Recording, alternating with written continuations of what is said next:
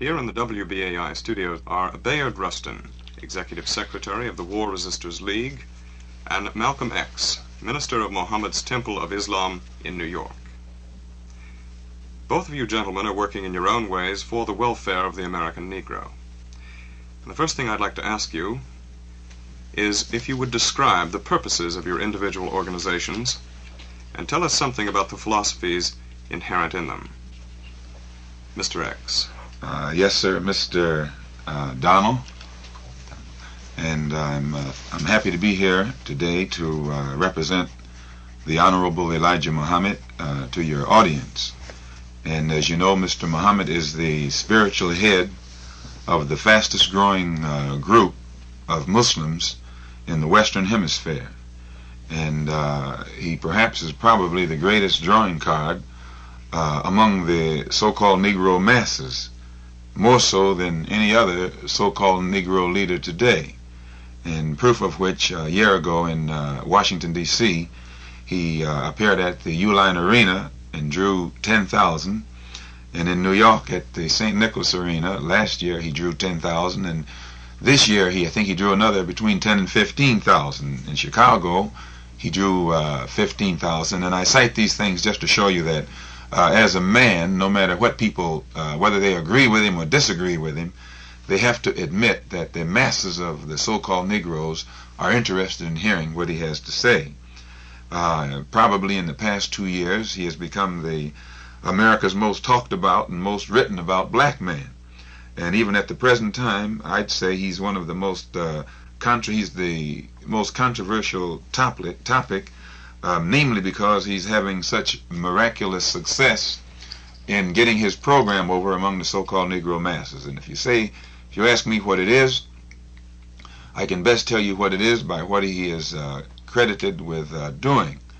The Time magazine last year, in an article about Mr. Muhammad, pointed out that he has successfully eliminated from among his followers the use of alcohol, which is one of the things that has destroyed our people here in America as a race. He has successfully eliminated dope addiction, profanity, excessive profanity, which actually stems from disrespect of self. He has successfully eliminated stealing and crime among his followers. He has, Time magazine also pointed out that he has, Mr. Muhammad has been successful in eliminating adultery and fornication and prostitution and making the black man respect his woman, something that has been characteristically absent among our men. And Time magazine also pointed out that among the Muslims who follow the Honorable Elijah Muhammad, juvenile delinquency has been eliminated. And in the U.S. News and World Report, about a couple months later in '59, they pointed out that Mr. Muhammad was successful in making the so-called Negroes see the importance of an economic program that would, in fact, when you think of what Time magazine said, they were giving him credit for being probably one of the greatest moral reformers that has appeared among the so-called Negroes here in America yet. And when you tie in what the U.S. News and World Report magazine said concerning his success at getting the so-called Negroes to set up stores and factories and farms to feed ourselves, grow food for ourselves, factories to manufacture things for ourselves, and places of business to create jobs for ourselves. The point behind this particular phase of Mr. Muhammad's program is to make the so-called Negro economically independent, to keep him from having to embarrass the white man by demanding that the white man give him a job, when he can actually, Mr. Muhammad feels that our people can get together and pool our resources and our talents and whatnot and make jobs for ourselves. And lastly, I'd like to say that what the Honorable Elijah Muhammad is teaching is not what we have been accused of, nationalism. Nationalism, the difference between being a Muslim and a nationalist, nationalism is the political approach or a political solution to the problems that confront the so-called Negroes in America. The aim of the black nationalist is the same as the aim of the Muslim. The Muslim and the black nationalists have no differences in objective. We are pointing toward the same goal. But the difference is in method, method. The black nationalist, wherein he relies on a political solution to the problems that confront the so-called Negro, we as Muslims believe that the only solution to our problem is a religious approach. And this is why we stress the importance of a moral reformation. As a rule, the black nationalist will not talk to you about God or any religion or any kind of moral uplifting of the moral values. Whereas the Muslim, he stresses first to raise the moral standard of the so-called Negro, and by doing this, automatically it tends to give him more dignity and self-respect, and it elevates his thinking to the point where he begins to think in terms of doing something for himself rather than to sit around and beg somebody else to share with him what they have amassed for themselves. So I would like to stress that Mr. Muhammad is not a politician.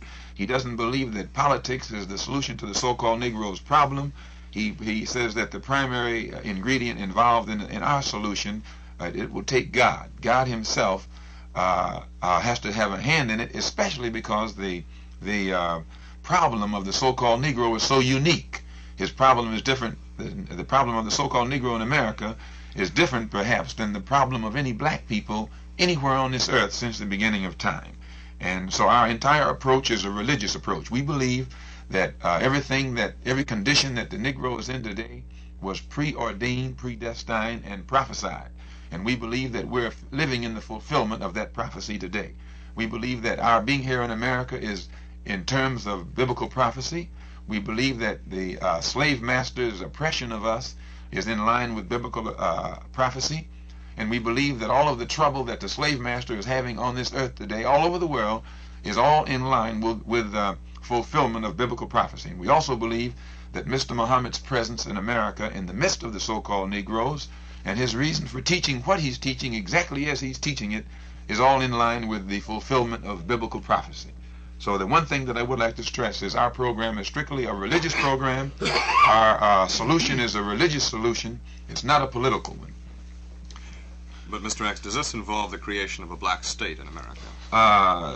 Yes, well, I answer you like this. It involves the creation of a black state for the black man, if not in America, somewhere on this earth. If not somewhere abroad, then right here in America.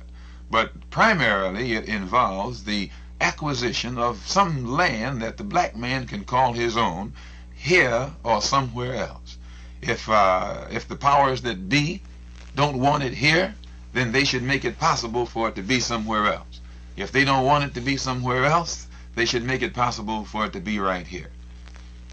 It does have some political characteristics then. Any religion, if by politics you mean the freedom and the rights of the black man, any religion that doesn't take into consideration that particular ingredient that involves the freedom of the black man is the wrong religion. But politics as such is not the solution. But the divine solution would have to have that particular ingredient in it. You can call it politics if you want, but I wouldn't call bread salt. It has salt in it. Salt is one of the ingredients. Yeast is one of the ingredients.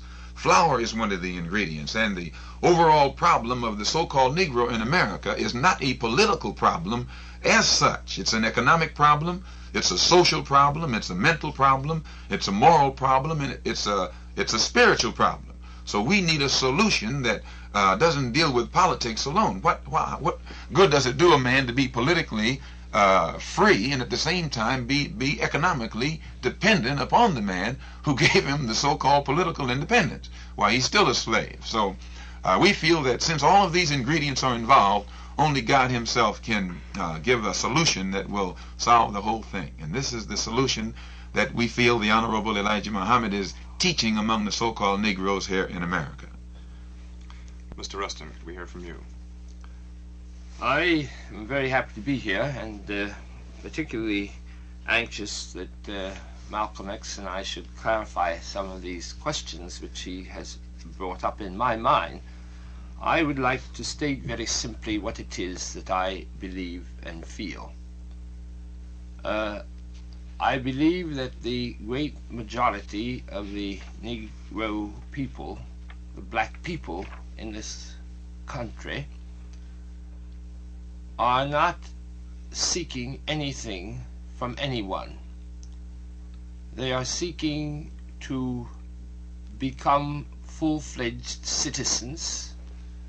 Their ancestors have toiled in this country and contributed greatly to it. The United States belongs to no particular people because of race, color, or creed. People have come from many parts of the world to construct it. And it is my view that the great majority of Negroes take as their key word, and the great number of Negro leaders, the term integrate, which means that rightly or wrongly they choose to become an integral part of the United States.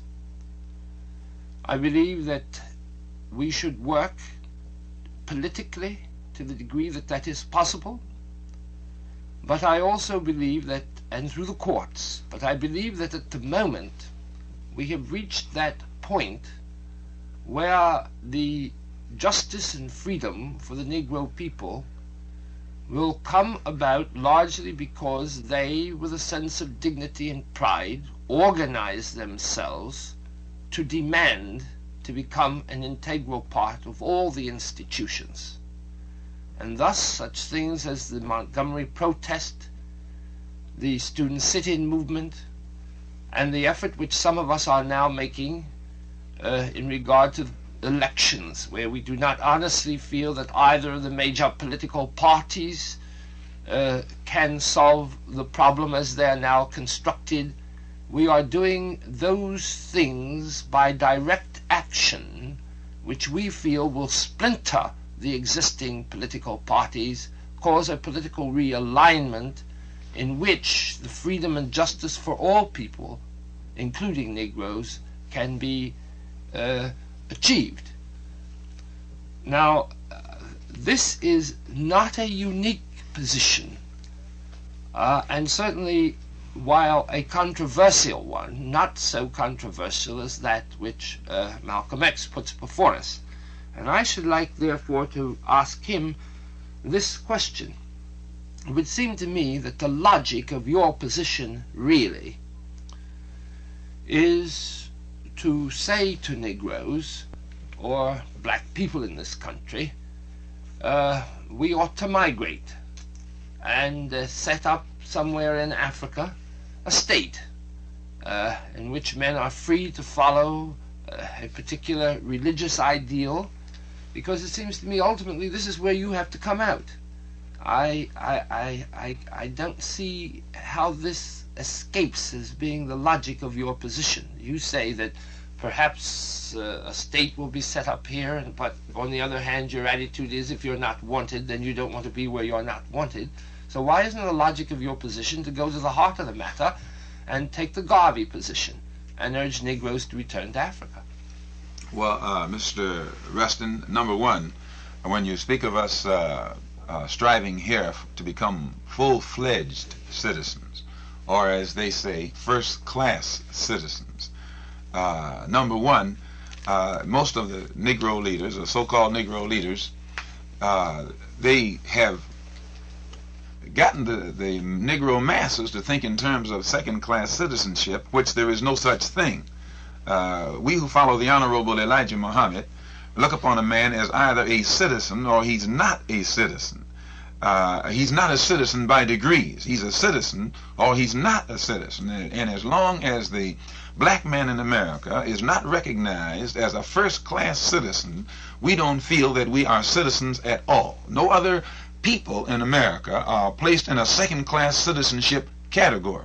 People can come here from Hungary, which is a communist country, and be incorporated or integrated into the American way of life overnight. They don't have to come in as third class, second class, or some other kind of class citizen. The only man that's placed in this category is this so-called Negro who has sat around and begged the white man to accept him as an integral part of his particular political setup and whatnot. Now, we feel that if after 100 years since Lincoln issued the so-called Emancipation Proclamation, if the black man here is still not recognized as a first-class citizen, which means free, then we don't feel that what Lincoln did actually set the so-called Negro free in the first place.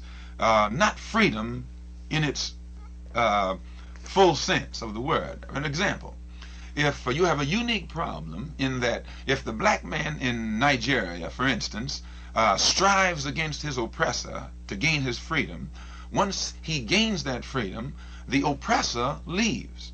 But the black man in Nigeria is already at home. He has his own country. If the black man in India is striving against his oppressor for freedom, once his oppressor, the colonizer, gives him that freedom, the colonizer leaves, the oppressor leaves, but the slave or the ex-slave is already at home. This is the... Now, this is all well and good, but you are not answering my question. I'm answering your question. Right, go ahead. If the black man in Kenya, the same way, if he rebels against the British, his British oppressor, and gains his freedom, then the oppressor leaves. Now, the black man in America's position is unique in that he begs for freedom or demands for freedom, but once he gets this so-called freedom, he's still 9,000 miles away from that which he can call home. So he has a problem that's different than the problems of the other dark people all over this earth who have been striving for freedom. And where over there they can use the passive approach, which is sit down or sit in or rebel in that way. When you have in India, like Gandhi, where they had 300 or 400 million black people striving against a couple 100,000 white oppressors, then passiveness worked, because all they had to do is stop, sit down. It's like an elephant sitting on a mouse or something. But here they are the majority and the oppressor is the minority. Here in America, you got the black man is the minority. And when you call yourself sitting down on the white man, all he has to do is let you sit. He can get someone else to run his factory or whatever else he wants to do. But to sit there and use this so-called passive approach, we don't think it will work, because we don't find any parallel. We don't find, for instance, anyone being encouraged to seek freedom in a passive way other than the so-called Negro here in America. Many of the whites who pose as liberals and act as advisors for Negroes tell them that be passive, be peaceful, turn the other cheek. But these same whites who encourage the so-called Negro to use the passive approach have never advocated a passive approach to throw off the yoke of bondage to any white groups of people who are in bondage. When they speak of the whites in Eastern Europe who are under the yoke, the Russian yoke, they don't tell them to be passive in their resistance. They feed them ammunition. They feed them guns. They make heroes out of the freedom fighters from Hungary. They make them great heroes. But when it comes to a black man, be he in Asia or Africa or in America, if he becomes militant in his resistance against oppression, then immediately he's classified as a fanatic. But if it's a white man or a white group or someone in a white country that's trying to throw off bondage, the propagandists label that one as a hero, and they label the dark people who are trying to resist this oppression, be it no matter what kind of resistance it is, they label them as fanatics, as racists, as extremists, or as rebels. So what it does, it makes the black man in America who would like to fight for his freedom or take a militant, uncompromising stand, it makes him reluctant or afraid to take that stand for fear that he'll place himself in this particular category. And I would like to say this, also in answer to your question, that it is not the so-called this kind of movement and that kind of movement in America that's causing the white man to give an inch, and that's all he's giving is an inch. It's the pressure that the white man is under today from the outside world. He's not telling you and me that we might be integrated into his particular educational system or economic system 10 years from now. He's not promising it this year, 10 years from now or 20 years from now or even 50 years from now, because he loves us. But he'll tell you every day. You listen to some of these political speeches. They're catering somewhat to you and me, only because they are in a position where they are forced to try and impress and gain the friendship or the sympathy of the African nations that are getting their independence. The white man today is posing as the leader of the so-called free world. And the only way he can be accepted as the leader of the so-called free world is to be accepted by the majority of the peoples on this earth, the majority of whom are non-white people. And they measure him by how he treats the non-white people here in America. And to impress them, he stands up and talks this old integration talk, which is hypocrisy. Not because he's going to integrate you and me, because we'll still be begging 100 years from now, but to impress our brothers in Africa and Asia. And I don't think that he's going to be successful at it. Now, am I to take it that what you are saying is that you are really opposed to integration because you don't think it's meaningful and cannot work? Therefore, I come back to my question. Now, you said a great deal about nonviolence, which we should get into, and you've implied a certain number of economic things. But I have to get first your basic position clear in my mind. Otherwise, I don't think the rest of the discussion can be meaningful. You have to answer for me clearly the question as to whether what you ultimately have to see as a logical position is leaving the United States. If for the next 200 years Negroes are not going to be citizens by your definition, why isn't it logical then for your leader to say, let us find a piece of territory somewhere and go to it? Because either you are advocating the continuation of slavery, if that isn't logical, because you say you can't get it by the methods which I am advocating, which is the slow, grinding process of integration. Now, I want to know where you stand on that, because I can't see other things clearly unless I see this. I'll try and make it as clear as I can. If by integration, we believe that integration is hypocrisy. If you were going to use the word brotherhood, that's another thing. We don't believe in integration, but we do believe in brotherhood. Integration... But do you believe brotherhood is possible here? If any time, sir, you have to pass a law that will make the white man accept you into his society, that's not brotherhood, that's hypocrisy. If a man holds a gun on you to make you put your arm around me and pretend that you love me, that's not brotherhood, that's hypocrisy. Right. And if America, if this country has to pass laws to make the white people accept us into their educational system, and has to pass laws to make the white people accept us into their into better housing in their neighborhoods, then what that is, that's the government is holding a gun on the white man and making him pretend that he wants you and me to sit beside him. That is hypocrisy. The government is forcing the white man in America to become a race of hypocrites. Now, if the white man, with no laws passed whatsoever, would accept the black man into his school, would accept the black man into his neighborhood, would accept the black man into his social system, economic system, and political system without laws having to be passed, then we would go for that. We would say that that's brotherhood, that's voluntarily, and it will work. Do you think that's going to happen? Why, your common sense tells you, sir, that it's not going to happen. Then, if you cannot do this through the constitutional methods of going into courts, of having laws, which I call integration, and if you cannot do it by the spirit which you call brotherhood, then what do you see as the future for black people here, and why should they stay? Sir, the future for the black man in America, as we've been taught by the Honorable Elijah Muhammad, since you can see, and any intelligent person can see, that the white man is just not going to share his wealth with his ex-slave, or share his house with his ex-slave, or share his fields with his ex-slave. if the slave keeps pressing him, sooner or later there has to be a showdown.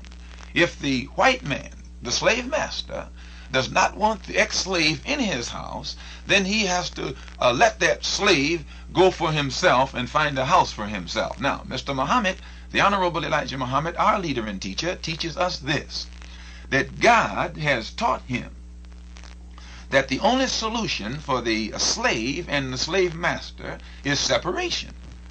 So then you do believe in separation. We absolutely believe in separation. Right. Now, we believe that separation is divine. Right. Now, if there is to be divine separation, are you people being logical? Are you saying then we ought to take over, let us say, an area of the United States which is predominantly Negro and send more and more in until we control it? Or are you being logical by saying let's get outside of here? I think both is logical.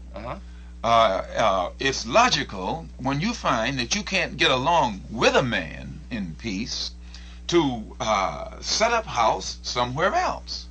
Now, when we say that, when the Honorable Elijah Muhammad teaches us that God has declared that the black man in America must have some land of his own, that means he must have some land of his own. The land doesn't have to be in Asia.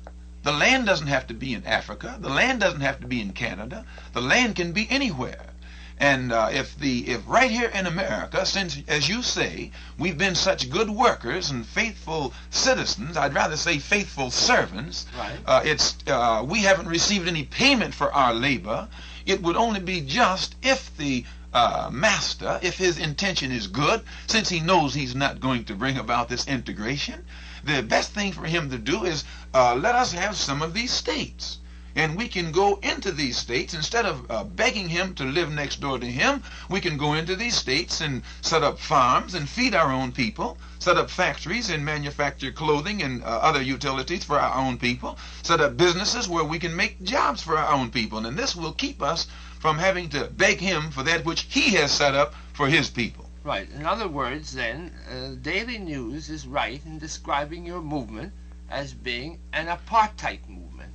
They compared you to South Africa, where they say the whites should be in one place, the Negroes in another. It seems to me that what you're saying is pretty much the same thing. No, sir. We don't feel that the Daily News is qualified to classify us as anything or compare us with any South African philosophy, because, number one, the people in South Africa are some people who left Europe and went into Africa, a continent that is not theirs, and took it over from the black people to whom it belonged, and they are now there advocating white supremacy, which is a false doctrine. They're advocating black inferiority, which is another false doctrine, and they're basing their entire governmental system on the continued existence of a country, they're staying on a continent that they don't belong in, and also ruling over some people that they have no authority over. We who follow the Honorable Elijah Muhammad are advocating peaceful existence here in this country, which we feel is just as much ours as the white man. It's not his, because he took it from the Indians, and he can't object to us because he brought us here. We didn't come here on our own. We didn't come here voluntarily. He put us in chains and brought us here, and then worked us for nothing for 310 years without paying us one day's labor. Now, I would like to point this out, Mr. Rustin. If you have 100 people who work for you for nothing for a week, you make a profit. If you have 1 million people who work for you for nothing for a year, you become wealthy. Well, then when you have millions of black people whom you can work for nothing for 310 years, you can easily see why America became the wealthiest and the most powerful country on earth faster than any country in history. But here you have 20 million black people today whose parents were worked for 310 years for nothing. What do they have coming for them? Not only did their parents work 310 years for nothing like an animal, but their parents also were the most faithful soldiers that the master had. What payment have they gotten? And today, they're not asking for much. They're not asking for what someone else would ask. Instead of asking for something that's real, they're asking their master to let them occupy one of the rooms in his house, or one of the rooms with him in his house. Now, this is still not asking for something. If America gave the black man here half of this country, they wouldn't be giving us anything. They worked our mothers and fathers for 310 years with no pay. The Senate, the Congress, and the U.S. Supreme Court found it necessary to appropriate funds to repay billions of dollars to the Indians for land that was taken from the Indians 300 or 400 years ago. And if this generation of whites will recognize a debt incurred by the former generations of whites to the former generations of Indians, then this same generation of whites also must recognize debts incurred by the former generations of white to your and my forefathers. And if their own courts decree that they should pay the Indian today for what was done to the former generations of Indians, don't you think that God is more just than the court system of America? And if the court system of America says that the Indians must be paid, what do you think God would say that America must do in payment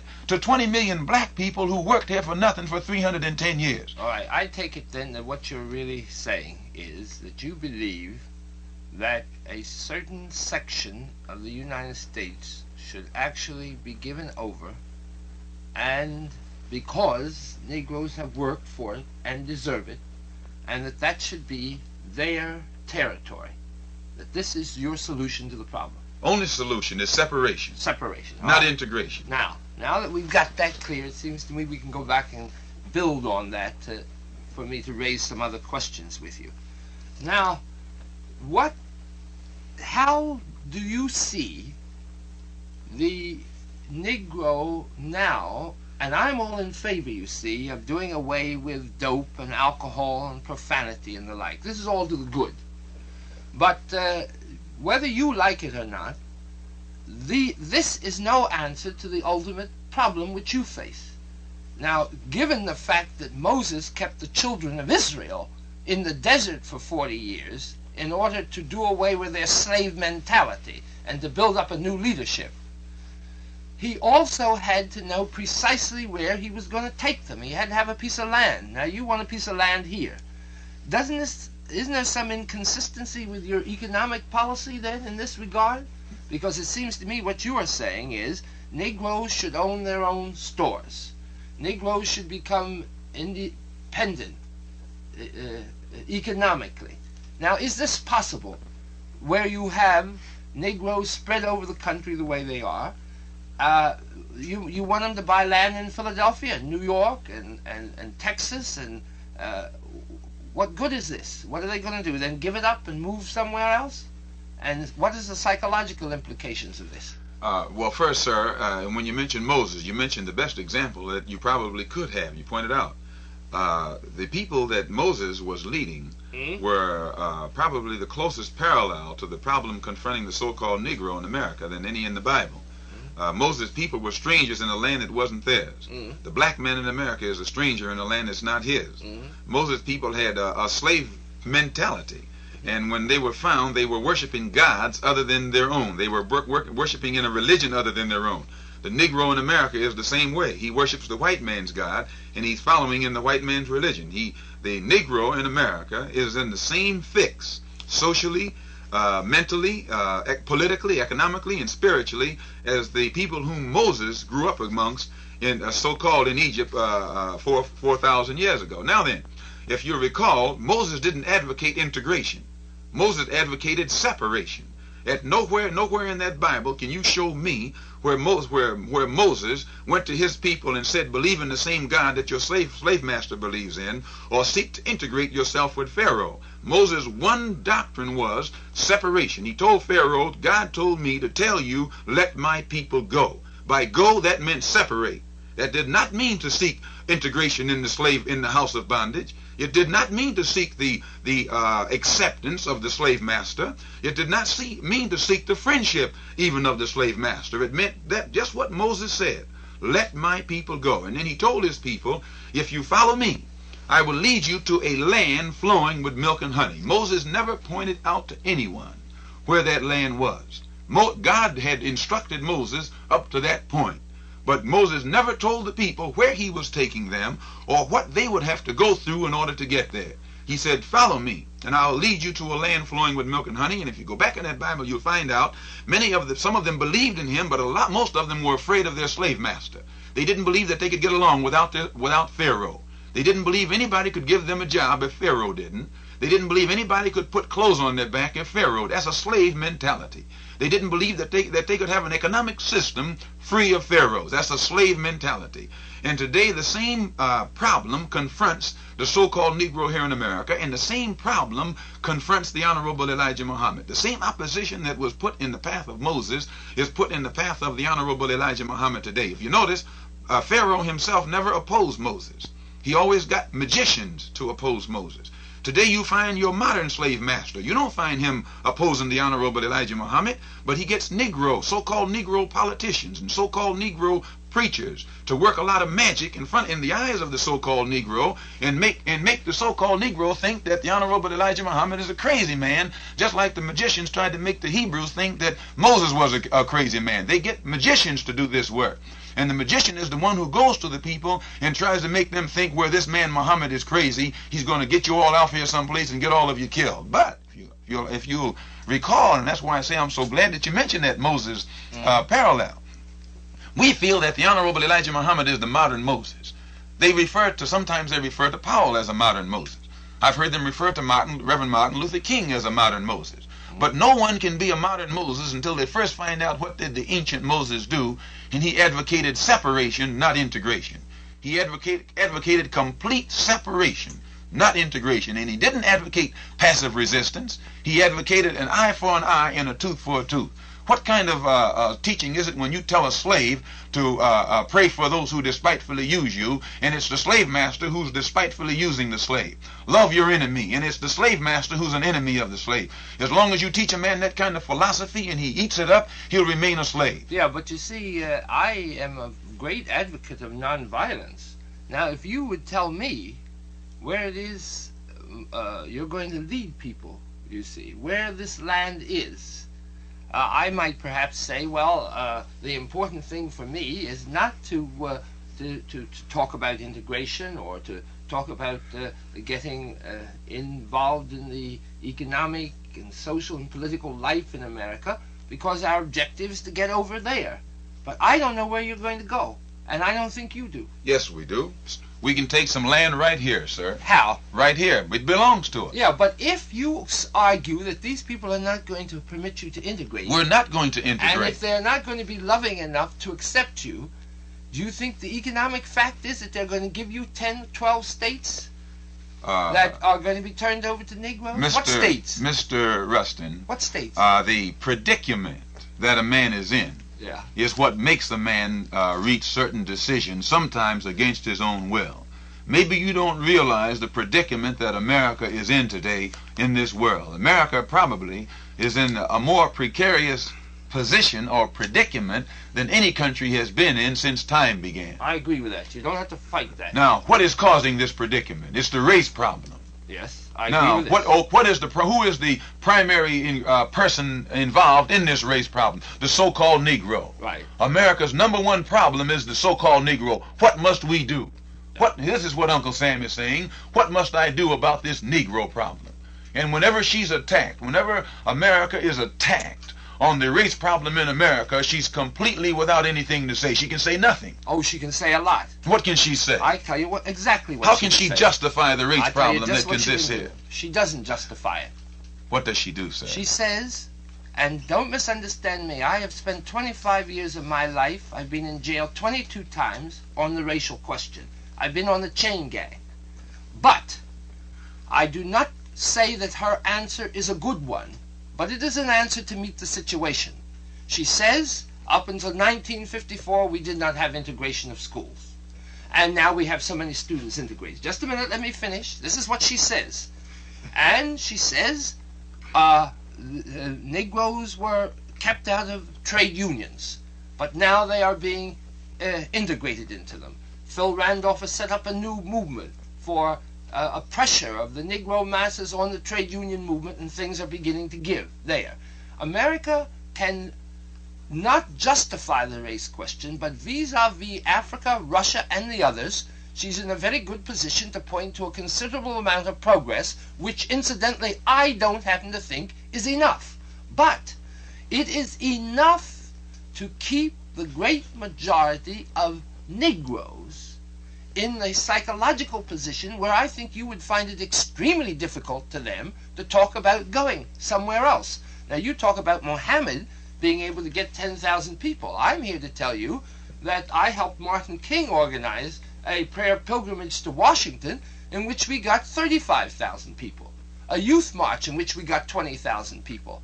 I simply don't believe that until you have some kind of area where people could go to, that the United States is going to take this seriously. Do you realize if I was a Christian in a Christian country, I wouldn't brag about out of 170 million people getting, and in which there are 20 million black people, I wouldn't think it was any accomplishment to get 17,000 or 30,000 to Washington, D.C. for a prayer pilgrimage, when you got the Washington, D.C. itself has got umpteen, everybody down there is a Christian now.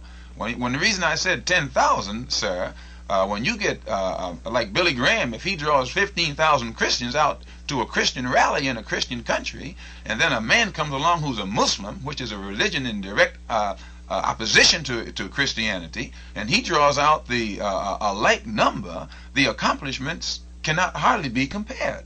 Yeah, and, but now may I stop you here for a moment, because I think we've got to clarify something.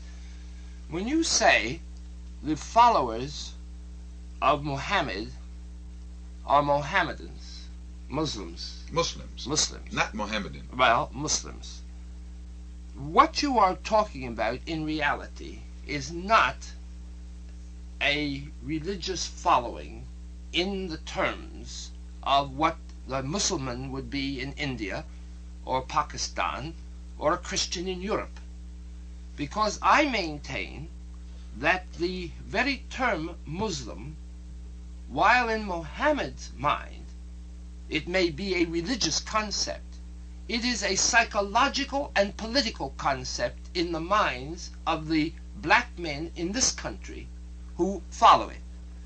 Most of them do not read the Quran, they read the Bible. Most of them are essentially and culturally Christians. Why, therefore, do they call themselves Muslim? It is because it is a reaction to Christianity, where in fact they to a large extent still practice it, but don't want to use the term because they don't want to use the same religious terminology that their masters use. Mr. Rustin, I'm surprised at you. Well, this is a fact. I'm not talking about your leadership. No, I'm sir, talking about the mass of your followers. I'm surprised at you. I mean, sir, in this instance, if you were to go to China and find Muslims, or go to India and find Muslims, or go to Sudan and find Muslims, their thinking is different. All of them are Muslims. If you go to the mosque in Khartoum, you will hear the prayers. But after the prayer, the one who calls the prayer or delivers the sermon will deliver a sermon that's unique and will catch the interest of the people in the Sudan. Yeah, well, how many mosques do you have in Harlem? Just a moment, sir. But a man who is delivering a sermon in the Sudan, he wouldn't deliver that same sermon in China, because the sermon is delivered to fit the problems of the people in whose country that sermon is given. And it's the same way here in America. In America, you have a unique problem. You have a problem of 20 million black people who have been transplanted, actually uprooted from their native soil and transplanted in soil that's foreign to them. And after being cut off from their culture for 400 years, when you come to them today with Islam, you are giving them back that which they were taken from 400 years ago. No, I simply can't agree with this. Historically, most of the Negroes who came from Africa, black people, actually came from the west coast of Africa. It was long after the migrations here that Mohammedanism spread south. It was in the 18th century that the Mohammedanism came down into Nigeria, and to the extent that it exists in Ghana and Sierra Leone. I think what most of us were when we came here were worshippers of something quite different. This is what the white man taught you. Sir, the white man taught you after bringing you here and stripping you of your original culture, getting it completely out of your mind. This is just what he did. He stripped you of your native tongue. But it was not Mohammedanism. Just a moment. Well, sir, in Time magazine, February the 16th, 1959, in an article on Sekou Touré, it speaks of the Mali Empire. The Mali Empire was one of the vastest empires in West Africa. I know about it. And it says this. Speaking of the Mali Empire in Guinea, it says, let me find it here for you, sir. It says, though Africa was until the Europeans came the continent that could not write, it had known its times of glory. Guinea was once part of the powerful Mali Empire that stretched from the French Sudan on the upper reaches of the Niger to just short of West Africa's Atlantic coast. When its 14th century ruler, that's a period that predates the discovery of America, Mansa Musa made his pilgrimage to Mecca, he traveled with a caravan of 60,000 men, and among his camels were 80 that each bore 300 pounds of gold. Now I cite this to say this. This sultan of the Mali Empire, his name was Mansa Musa.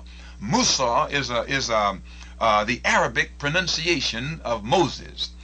He was a Muslim. He was making the pilgrimage to Mecca. Now this was the entire Mali Empire. Timbuktu was the capital. Timbuktu was the center of learning. This shows the Muslim influence in that advanced area of West Africa before the discovery of America.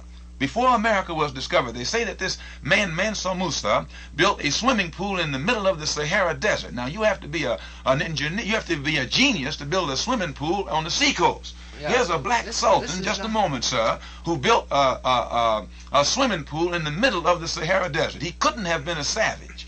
If he was that far advanced in engineering to build a swimming pool in the middle of the desert, something the white man can't hardly do today, you can't say that the man's culture was a savage culture. Look, don't beat a dead horse. I am not for a moment trying to say that there was not vast culture in West Africa. You said that it wasn't Islam. Just a moment. I said that the Islam spread from Timbuktu to the west coast of Africa. Timbuktu is on the west coast of Africa. Well, it's up in, my dear friend. I'm talking about the area from. Yeah, I know what Timbuktu is on the west coast of Africa. And this is the area here that most of the slaves came from, and not Timbuktu. Sir, this is Guinea down here. Guinea is a Muslim area, and was a Muslim area in that day. I would like to point out one more thing that same article says. It will not be easy for Africa to be completely itself. It will not be easy. Let's see. In 4 short months, Guinea has apparently learned that independence is a relative thing. It will not be easy for Africa to be completely itself, for no other continent has been so swept by foreign influence. Islam stretches not only across its top, but deep into the south, as far as the lower reaches of the Belgian Congo. Northern Nigeria is as rigidly Muslim as Saudi Arabia, and political meetings in Guinea come to a halt at sunset when everyone troops out, chucks his shoes, and bows toward Mecca. Now, let me tell you, my friend, just so we get this historically clear, in one illustration. All over the west of Africa, you find the finest art objects out of which Picasso and others developed Cubism and modern art. That came from the carving all over West Africa during the 17th and 18th century of figures with faces, hands. If Mohammedanism had really spread, we could not have had those artistic figures, because, as you ought to know, the Mohammedans are not permitted to create figures in their art objects.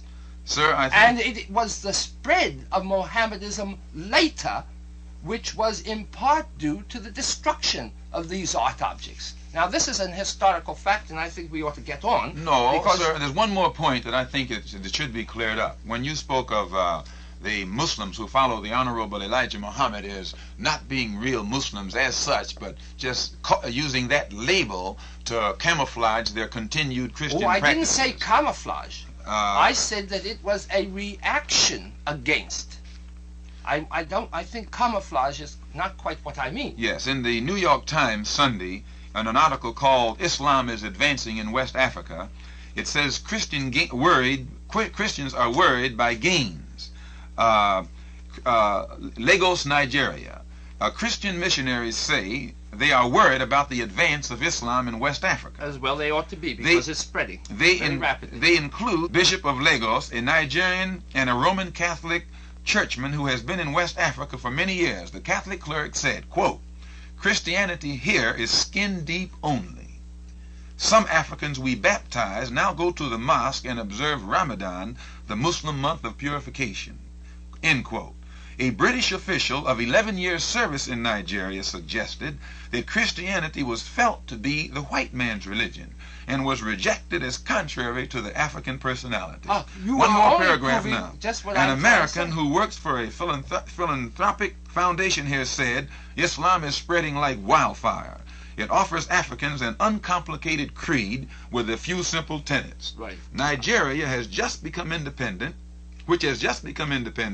already appears well on her way toward becoming a predominantly Muslim nation. True. And it's letting you know right here, even the black man in Africa, when he accepts Islam, he doesn't drop all of these other customs overnight. But still he's accepting Islam. He's bearing witness that there's no God but Allah, and Muhammad is the apostle of Allah, and is giving him unity and militancy that he didn't have before. All right, all I want to say is that the article points out that these people go both to the Christian and to the mosque. But it points out that when one is converted to Islam, his reaction to it in Africa is no different than the reaction of the black man here in America. It's both the same reaction.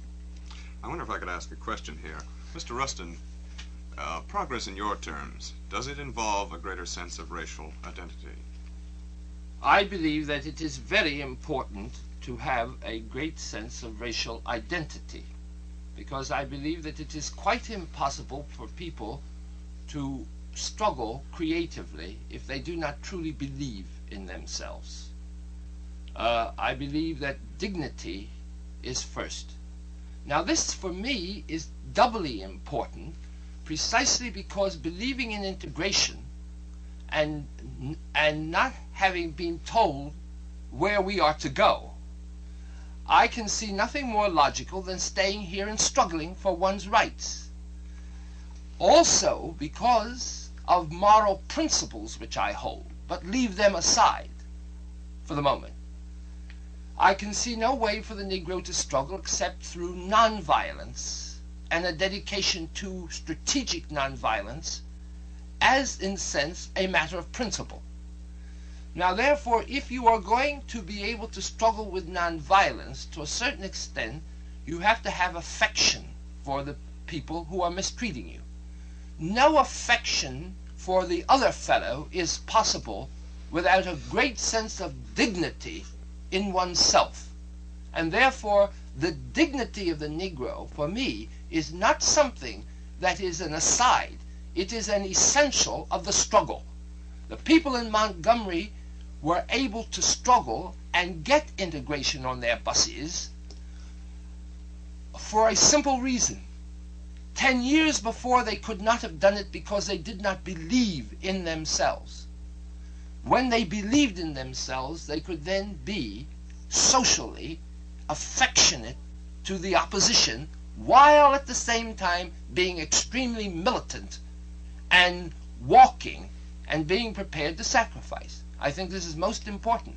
And I would therefore agree with Malcolm X that doing away with the ugliness which our people have had as a result of their poverty and their position is very necessary and important. We can certainly agree here. Thank you. And you know, I was so happy, Mr. Rustin, to hear you say that dignity is most important. The Honorable Elijah Muhammad absolutely he emphasizes to us the importance of dignity, but you cannot have dignity. Dignity means a high regard for yourself. Right. You can't have high regard for that which you have no knowledge of.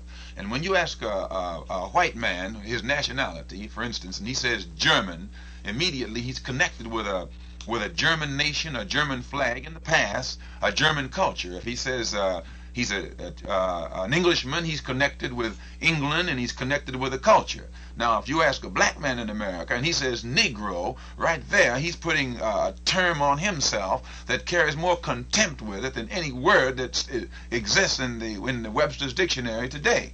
Now, the Honorable Elijah Muhammad teaches us that the black man in America is not looked down upon because he's black. He's looked down upon because he's called a Negro. A black man can come here from Africa. He's not a Negro. He's an African. He has a culture. A black man from Africa can put on his long flowing robes and have his head ramped up and walk around in Alabama or Mississippi and not run into the same abuses and barriers and pitfalls that you and I would run into here in America, dressed like a white man, speaking like a white man, with the religion of the white man, and with the false conception of history that the white man has brainwashed us with, and at the same time calling ourselves by the white man's name. Now, what Mr. Muhammad says is this: instead of us spending all of our time griping with the white man for the way he has treated us or for what he deprives us of, what we must do is get some dignity, which we cannot have without having a knowledge of ourselves. We must have some kind of cultural knowledge in our background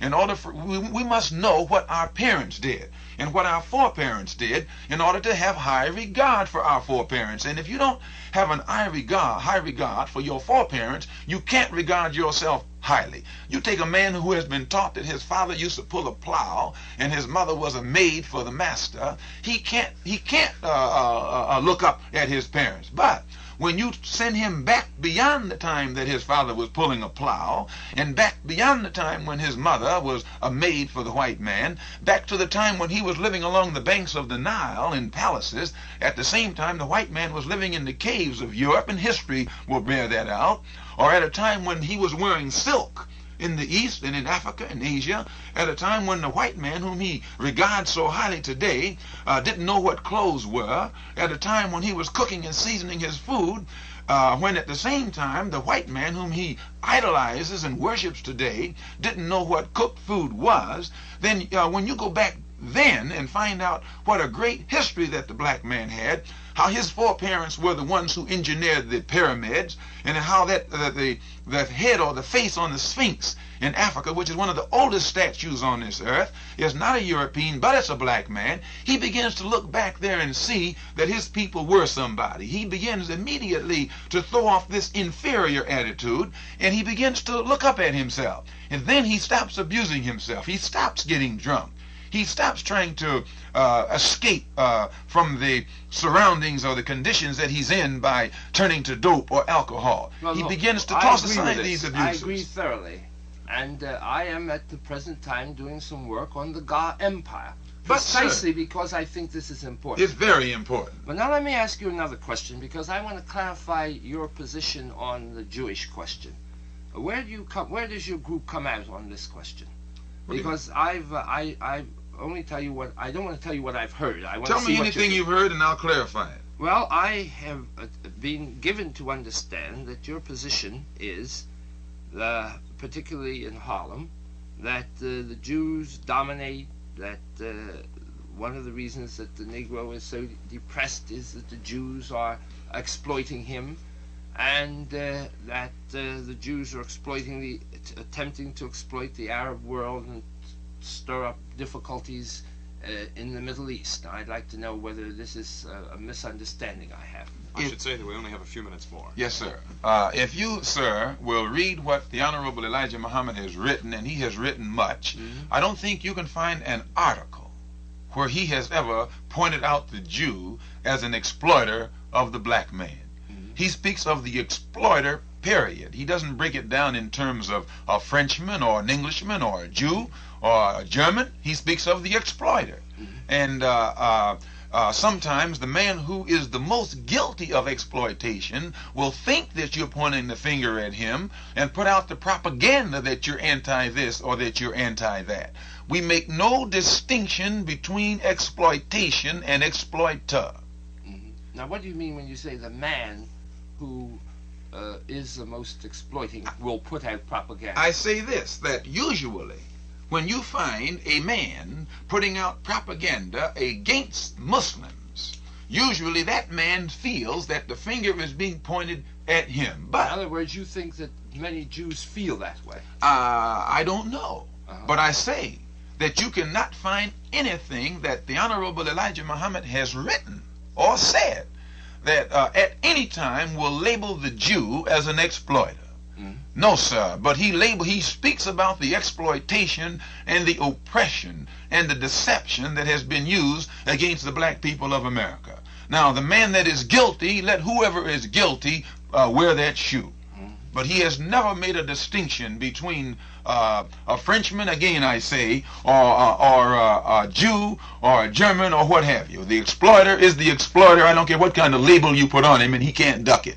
Thank you very much, Mr. Bayard Rustin and Mr. Malcolm X. Thank you, Mr. Donald. It's been very good to be here. Thank you.